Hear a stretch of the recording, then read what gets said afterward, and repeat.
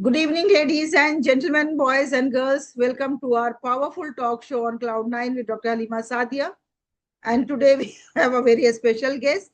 Today we have Dr. Anjum Nazir Qureshi. Assalamu alaikum, Anjum. How are you?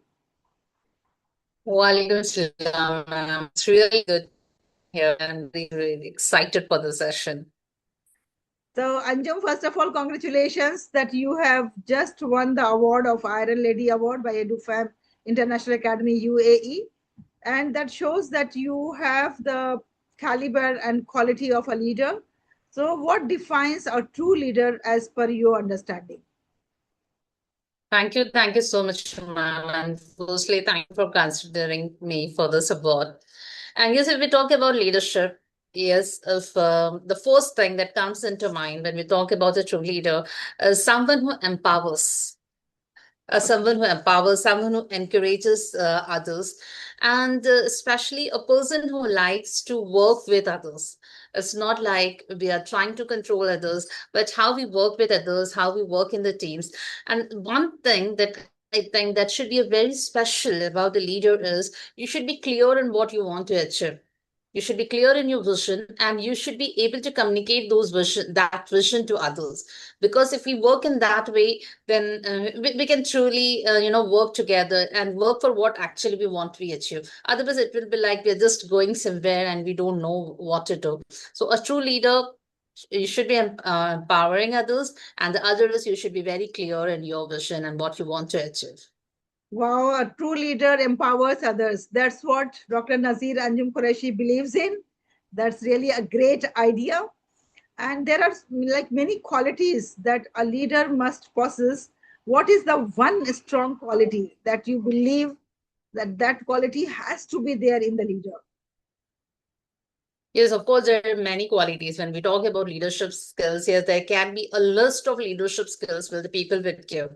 But according to me, the most important quality of a leader should be empathy, where you actually understand what a person is going through it, you feel it, and then you try to find even solutions for that. Because sometimes even when they said that when we talk about schools nowadays, especially in India, with the schools being run in summer, there was a title in the newspapers where it said that the officers are taking their decisions sitting in their AC cabins, and they're not thinking about the students. Yes, of course it happens, because when we are empathetic, we think about, like, if I were in that situation, what would happen?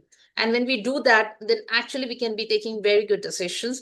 Sometimes we take decisions what we think about that situation, but how it is going to affect others, what others would think about it, we don't know, we never think about. But as it really is, empathy holds a very important place. You understand people, you understand situations. So if you are if you are a teacher, not teacher, if you are a leader and you don't have empathy, you can't be a true leader. As per Dr. Anjum Nazir Qureshi's understanding and advice, yes, of course, empathy is something that's essential for a leader. So have you ever doubted yourself as a leader when anything Never. goes wrong or anything? Yeah, Okay. and it must have gone wrong, but that doesn't mean that I'm a good leader, because I believe that if we are human beings, yes, we can make mistakes. And if we are making mistakes, that means actually that we are trying something. If we don't do anything, we are not going to make mistakes. Because if we take risks, if we do some mistakes, then that means yes, we are human beings. And it doesn't mean that if ever I make a mistake in my life, if some of my decision goes wrong, that doesn't ever mean that I'm not a good leader. But I have doubted myself, quite a few times. When things doesn't work, I just ask myself whether there was some problem with my leadership, that's why the things are not happening. But yes, of course we should not, because if things are not working, that doesn't mean that there is a problem with leadership. There are many other factors that we have to consider. I remember when I took the charge of DPS Ajman, so that was the time where there were two DPS already existing, DPS Dubai and Sharjah, and both were owned by someone else. And this was the third one that was owned by someone else. So naturally, the negative propaganda and other things were there. That was happening because those two DPS, they were trying to influence the people that this DPS is not the original DPS, because the owner was one for that and this DPS owner was different. when I took the charge, it was so difficult to get the people in, to convince them that this is the original one. We have taken the franchisee from Delhi. And when the number was so less, because I was able to get 6,500 students in previous school, and here we were struggling. You will not believe that we started, inaugurated the school with just 58 students after so much efforts and all. But gradually, when we started and when we Yeah. gave them the quality of education, then the people started trusting us. And then within a year, it was, I think, around 800 students. So that was really a quite reasonable number. So at that time, that was a moment when I started doubting myself. Then my director told me that, ma'am, why are you taking everything on yourself? You are not the only one. There is a team, there is a system, there are policies, there are circumstances, and everything is responsible for the things happening or not happening. Okay, so yes, Anjum, how do you deal with the criticism? That's actually very and very good question, in fact, I must say, because in every walk of life, it doesn't matter that whether if only about leadership, if, even in every part of life, criticism will be there. And when I was in school, at one place, I just read one quote, which always, it just got registered with me, that if you stand for something, you will have some people for you and someone against you. But if you stand for nothing, you will have no one for you and no one against you. So if you are doing something, yes, there will be people who will favor you. And of course, there will be people who will criticize you. But criticism is, you should be strong enough. Sometimes, okay, if someone says something, you may feel bad. It's okay, you feel bad, you cry, and but yes, try to analyze yourself. Like you just told about your example, that when you felt that there are no admissions going on, people are having some wrong beliefs. So you're trying to take it on yourself. You see, it will happen sometimes when the things don't go the way that we want. It will happen, but still we have to be strong enough. And secondly, we should not be considering the criticism as a feedback. This is a mistake that we do, that we fail to differentiate that this is criticism and this is not feedback. Because criticism is mostly when the people have either they have wrong beliefs about us, or they don't want they are not able to see us succeed or doing something good. So they try to put some kind of wrong beliefs about us. They try to speak something wrong about us so that it will demotivate us, and then we get distracted from our field. So yes, criticism will be there. Sometimes you feel bad, okay, just cry and release your emotions, but the next day you have to be resilient enough, just get up and start with a new phase. So yes, that's the way I handle criticism. Ma'am, you're The mute. punchline I have taken from your talk is that we should differentiate between criticism and feedback. And often we make mistakes. And if we can differentiate, then it's very easy to handle the criticism. What do you think that is it harder to get success, or is it harder to sustain success? Getting success is harder. Yes, of course, we have to sustain. But when we start with the first step, that it is said that the journey to a mile start with a single step, and that first step is the most difficult. So when we put that first step, that is where we start to achieve. So until we get it, we can't sustain it. So before sustaining it, we have to get it. So I think getting the first step, starting to get started is very difficult. And in fact, yes, we must have seen, if we just even I have seen, like when I started with my early days, and this I have even discussed in my previous interviews when I have given, or any kind of podcast, but I have discussed, like as a child, how I struggled for the first time to come on the stage, the first time to be a winner in a speech competition, because right from very young age I was so fond of speaking and all, and how I struggled. But when I came for the first time, when I won the competition for the first time, and after that it was like no looking back. Okay, I would have faced failures even in between, but that was the first thing that I did, and I thought of keeping it continuous, because I feel that consistency is the key to everything. Because most of the time, consistency, this is a word which is, I think, underrated sometimes. But yes, we have to be consistent in our efforts. Then we can sustain Yes, success. But yes, before that, it is consistency. very important to reach that success. So yes, taking the first step is really very, very difficult. And of course, consistency requires to sustain the success. So nothing is easy. I can say nothing is so easy that we can have with the careless attitude. We have to be hardworking for even getting the success or sustaining it. Anjum, you are a mother, you are a wife, you are a professor, you are a social worker, you are a speaker. So many hats you are wearing. So how do you manage work-life balance? For managing work-life balance, I think the best thing that you can be doing is creating healthy boundaries. And that healthy boundaries has to be in your personal life as well as in your professional life. And especially in your professional life. And yes, one thing that I would like to say, that in the workplaces, even today, when the women are working, it is still their mentality that the male colleagues don't like to work under the female. They don't like women at leadership roles, though we are struggling so much. But yes, in all these things, there is one thing: we should be having healthy boundaries. And especially when we talk about healthy boundaries, a key thing, a key word that you should learn is sometimes you should learn to say no. Because uh, at the workplace, they can be like, okay, what happened? It is 5 o'clock. Still, you will have to wait. You will have to come on this day and do the work. But we have to be very firm on, like, no, this is not what I want to do. No, I don't want to do this workshop. I don't want to attend this meeting. Sometimes we have to be that, because otherwise we will be pressurized with the work.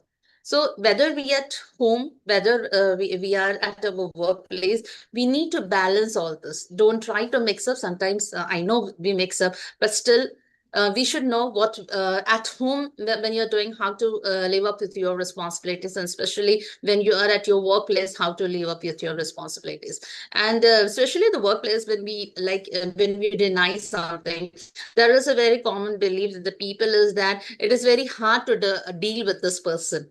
But that's not. If we, because I have seen people who accept whatever is coming to their way, and then the stress, the tension, the trauma, they go through that. So it's better, just create healthy boundaries for yourself. And I call those type of people as money monkey collectors.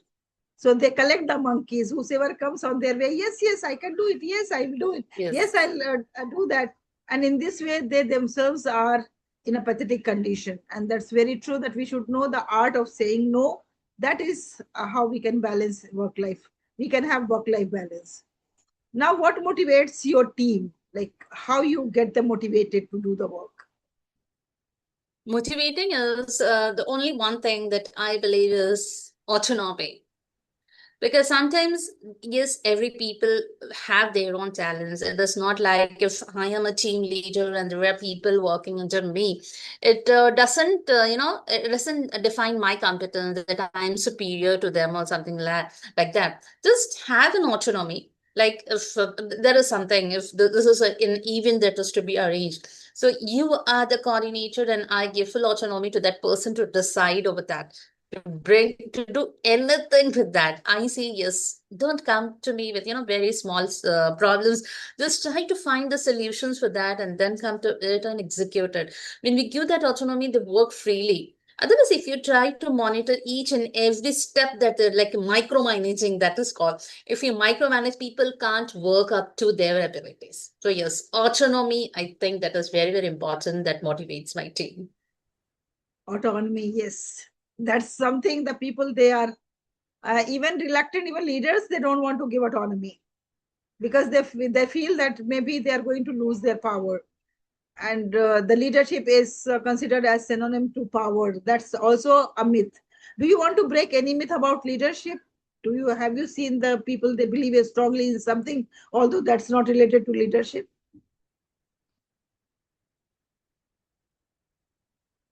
Unmute here. They believe that controlling and dominating is leadership, but I believe it is not. If Very true. this Very true. that is that is like you have been given a title. Your title makes you a boss, but how you deal with the people, how you work with the people, that works, that makes you a leader. It is not that if I don't carry a tag like, HOD, principal, manager, boss, it's okay. That is just a leadership title, but how you get along with the people, how you work with them, that makes you a leader. So controlling is not leadership. So, Anjum, it is really lovely talking to you. Your ideas are great, intellectual ideas. Before we conclude, let me ask you that what is your advice or suggestion to the inspiring women, those who are aspiring for the Iron Lady of 2027? Because 2026 is already over and you are one of them. So, those who are aspiring for 2027, what is your piece of advice to those aspiring Iron Ladies? Here, the first thing is you should believe in yourself. When you believe in yourself, you start working on it. You must have even heard the saying that when you want to achieve something, when you start working on it, the universe works for you. Yes, it happens. You actually attract. If you think good, you will be attracting good. If you think bad, you will be attracting bad. And one more suggestion, what I would like to give to the women and to the girls is that you should stop being in the race of being a good girl, because we women, whether we are at home or even if we are professionals, what one thing we do is we many times we just compromise our wishes, our desire, just because we want to be a good person in the eyes of the others. You should know what you want to achieve, and if you're in a difficult situation, then you should learn what we call as the work-life balance. Try to learn that, and then you can achieve whatever you want, whether it is related to your personal life, whether it is your related to your professional life. Because when you are strong, you will be able to know what you want to achieve, and you will be strong enough to express to the others.